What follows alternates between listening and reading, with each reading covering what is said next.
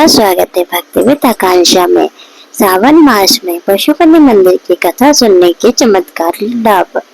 सावन का महीना भगवान शिव की भक्ति के लिए सर्वश्रेष्ठ माना जाता है।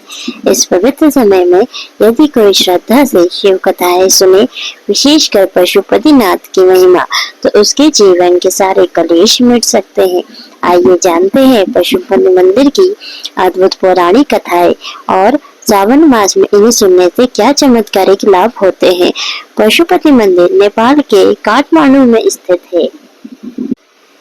एक प्रसिद्ध शिव मंदिर है। पौराणिक कथाओं के अनुसार भगवान शिव ने एक बार हिरण का रूप धारण किया और बागमती नदी के तट पर विश्राम करने लगे। जब देवताओं ने उन्हें खोजा तो उन्होंने हिरण का रूप त्याग कर पशुपति नाथ के रूप में प्रकट हुए।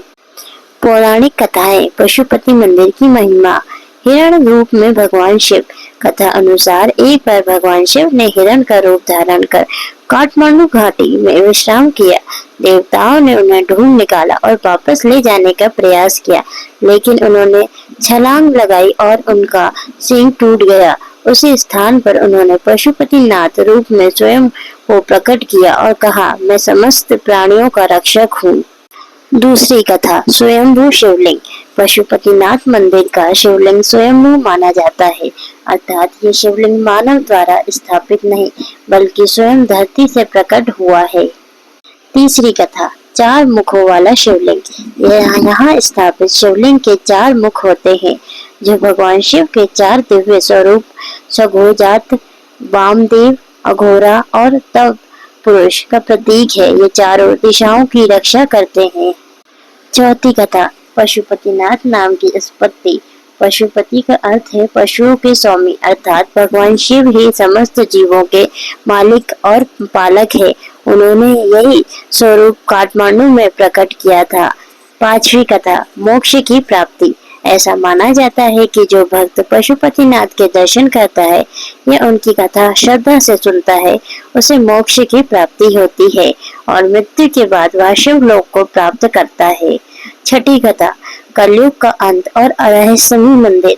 एक गुप्त मान्यता है कि बागमती नदी में स्थित एक छोटा मंदिर जब पूरी तरह जल से बाहर निकल आएगा तो देवी प्रकट होगी और कलयुग का अंत हो जाएगा।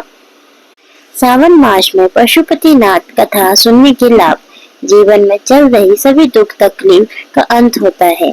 मन को शांति और आत्मा को शक्ति प्राप्त होती है। पितृदोष, ग्रह दोष और पूर्व जन्म के पापों का क्षय होता है। शिव की कृपा से मोक्ष के द्वार खुलते हैं, घर में और समृद्धि आती है। यह कथा सुनना अकाल मृत्यु से रक्षा करता है। सावन मास में यदि कोई भक्त श्रद्धा से भगवान पशुपतिनाथ की कथा सुनता है तो उसके जीवन से सब कष्ट दूर हो जाते हैं। इस कथा को सुनने केवल पुण्य ही नहीं बल्कि आत्मा को जागरण भी है। जय पशुपतिनाथ महादेव। हर हर महादेव। आपको ये कथा अच्छी लगी हो तो जय पशुपतिनाथ अवश्य लिखे कमेंट में और हमारे चैनल से जुड़े रहने के लिए सब्सक्राइब करना ना भूले।